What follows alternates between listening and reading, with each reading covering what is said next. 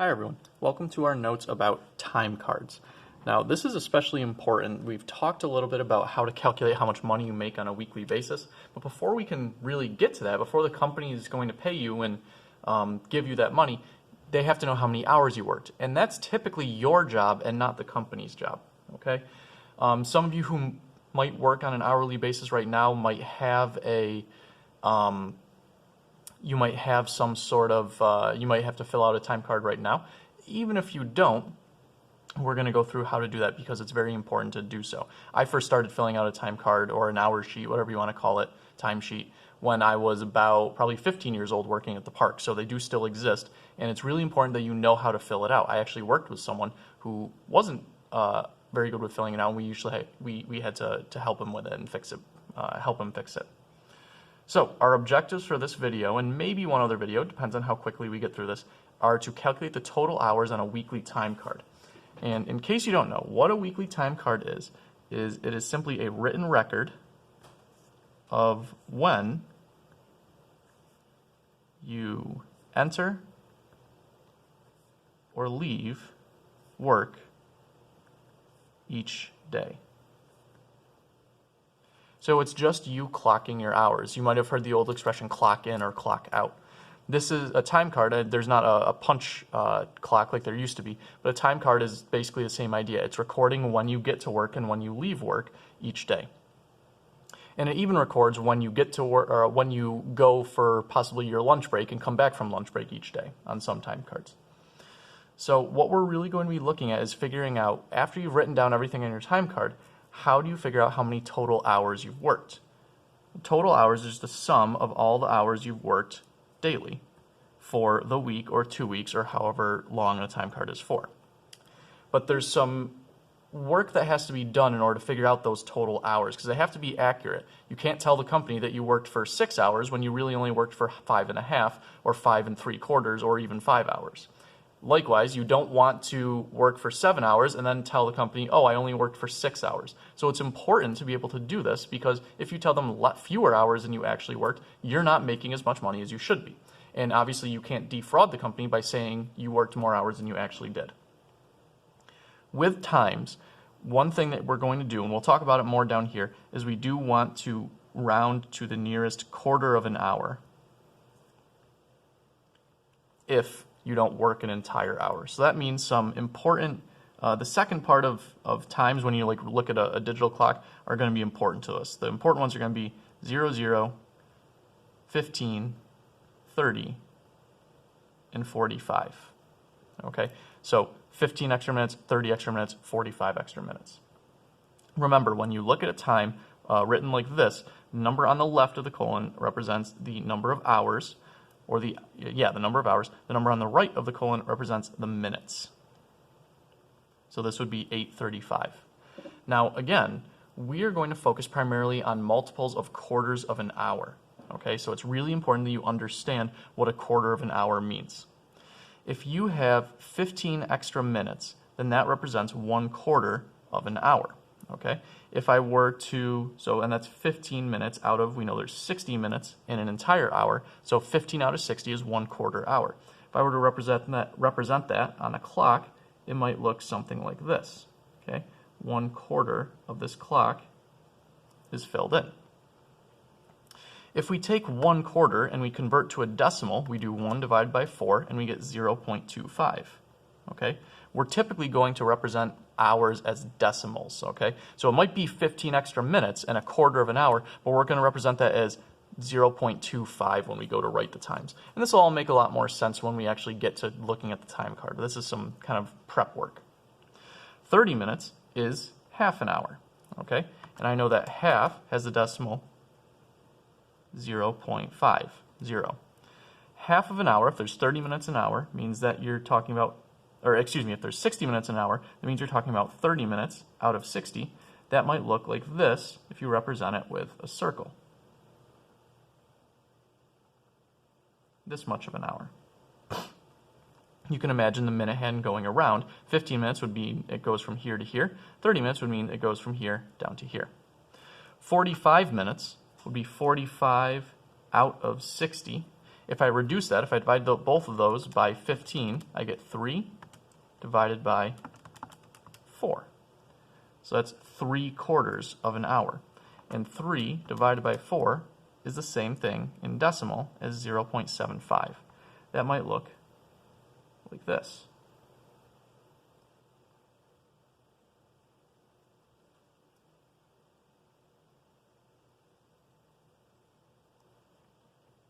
Okay? And then last but not least, 60 minutes is 1 full hour. Okay? So I could say that the decimal, they're not really decimal, we could say it's 1.00. That would be 60 out of 60 minutes. Imagine the minute hand has gone all the way around one time. That's what 1 hour means. Okay? Now, the last thing we need to talk about before we get to actually filling out a time card is rounding to the nearest quarter of an hour. So the reason I said that these times are important up here is because when you enter your time on a timesheet, the time always has to be rounded to the nearest quarter of an hour, or at least that's how we're going to do it. So that means that, there's lots of different times. Let's say you clock out at 6:19. You're not going to write 6:19 on your timesheet. You're going to round the minutes to the nearest quarter of an hour. You're going to round 19 minutes to the nearest of 0, 15 minutes, 30 minutes, or 45 minutes. Now, if you think about it, 19 minutes is going to be closest to 15 minutes. So I'm going to round this to 6:15. Okay, that's the nearest quarter of an hour. It's 4 minutes away from 6:15. Yeah, you worked a little longer, but it's to the nearest quarter of an hour. And it's 11 minutes away from the 30, from it being 6:30. So I'm going to round that to the nearest quarter of an hour. Let's round 123 to the nearest quarter of an hour. Again, it's between 15 and 30, 115 and 130. It's 8 minutes away. 15 plus 8 is 23. It's 8 minutes away from 15, but it's only 7 minutes away from 30. So this would round to 130. Okay, you're not clocking out at exactly 1:30, but that's the closest quarter hour multiple. And then 3:11, that's obviously between 3 o'clock and 3:15. It's closer to 3:15, so that's what we round to.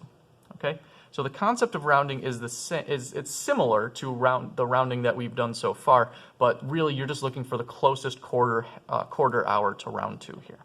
Okay, now let's look at the back. Oh, I hope you could see that last one at the end. Okay, 3:15. All right, so let's look at the back. We're actually going to cross off this beginning part. I don't like these instructions. I didn't write this. Okay, so cross that off. We don't need to talk about that. Okay, I'm going to show you my method for figuring out how long a period of time is. I think it's easier to do than this. My method for figuring out how long a period of time is from one time, let's say 6:05 to 8:15, is to what I call count up. The very first thing you're going to do is you're going to round to the nearest quarter hours just like we practiced. So I'm going to write round first. So this first one, 8:15 is already rounded to the nearest quarter of an hour, so we can leave that. But 6:05, let's see, that's between 6 o'clock and 6:15. It's closer to 6 o'clock. So I'm going to change this to 6 o'clock. My method, I like to call it the counting up method. You count up from the start to the end. And this makes it so you don't have to do any really tricky math involved, okay? So when you count up, it goes something like this. I know we're trying to figure out how much time there is from 6 o'clock to 8:15. So I start with 6 o'clock. Now I'm going to add hours until I get within an hour of 8:15. So I'm going to say, okay, 6 o'clock plus 1 hour. What is 1 hour past 6 o'clock? That would be 7 o'clock. Am I within an hour of 8:15? No. So I add another hour. Now I'm at 8 o'clock. Am I within an hour of 8:15? Yes. But now I have to figure out, okay, it's not that these are 6 o'clock and 8:15 are clearly not 2 hours apart. It's a little bit more. Now I have to go in 15-minute increments. So once I get within an hour of 8 o'clock, I'm going to start by adding 15 minutes each time. If I add 15 minutes to 8 o'clock, I get 8:15. This is the same time that I stopped at. So what I need to do is, now that I have my end time, that I've reached it, I add up what I've added so far. 1 hour plus 1 hour plus 15 minutes. So that's 2 hours and 15 minutes. And remember, 15 minutes gets represented in this as 0.25. So I write down that this is 2.25 hours apart.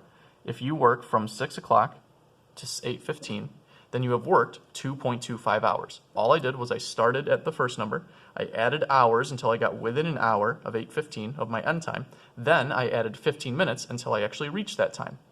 I add up all the hours and all the minutes I've counted up, and then I make sure that I write it as a decimal. Okay? It's a pretty simple process. I can do the same thing for this one, from 8:13 a.m. to 1:26 a.m. I need to change these so that they're multiples of 15-minute, quarter hour multiples or increments first. 8:13 a.m. is going to round to 8:15, and 1:26, oh, I found a mistake here. This should actually say p.m., not a.m. 1:26 should round to 1:30. So once again, I'm going to start with 8:15, then I'm going to add. First, I'm going to add 1 hour. That's going to get me to 9:15. Am I there yet? No. So I'm going to add another hour. That's going to get me to 10:15. Am I there yet? No. I need 1:30, not 10:30. Add another hour. 11:15. Add another hour. 12:15. I'm getting close. I'm not there yet. I'm going to add one more hour. That'll bring me to 1:15. Now I'm within an hour of my end time, 1:30. So now I'm going to add by 15 minutes. Because if I added another hour, I'd get 2:15, and that's way past the time that I'm looking for. I add 15 minutes to 1:15, and I get 1:30. Okay, that's my end time. Now I just count up how many hours and minutes I've added. 1 hour, 2 hours, 3 hours, 4 hours, 5 hours, 5 hours and 15 minutes. 5:15. Since I know that :15 really means 0.25, I write this instead as 5.25 hours. And that's the answer. Okay? From 8:15 a.m. to 1:30 p.m., that is a time of 5.25 hours, 5 1/4 hours. Let's do our third and fourth examples, and then we'll call this video quits. 8:27, that would round to 8:30. 11:43 rounds to 11:45. I start at 8:30, add 1 hour. It becomes 9:30. Not there yet. Add another hour, and it's 10:30. Add another hour. I got 11:30. That's within an hour of my end time, so now I go by 15 minutes. I add 15 minutes, and I get to 11:45.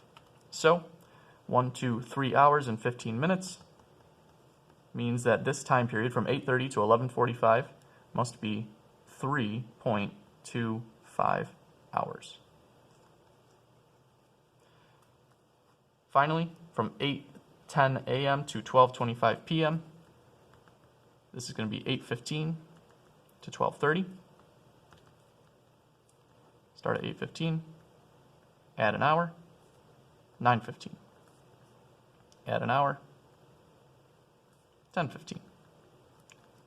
Add an hour, 11:15. Add an hour, 12:15. 12:15 is pretty close to 12:30, so now I'm going to go by 15 minutes. And I get to 12:30. 1, 2, 3, 4 hours, 15 minutes. 4:15 means it's 4.25 hours. The reason we have to write it as 4.25 hours, not 4:15, is it makes it much easier to add the hours down here. Otherwise, it's very confusing. So you do need to remember, and please don't write this as 4.15, okay? 15 minutes is not the same as 0.15 of an hour. All right? When we come back, we'll talk about how this applies to a time card and how you can deal with it. Okay? See ya.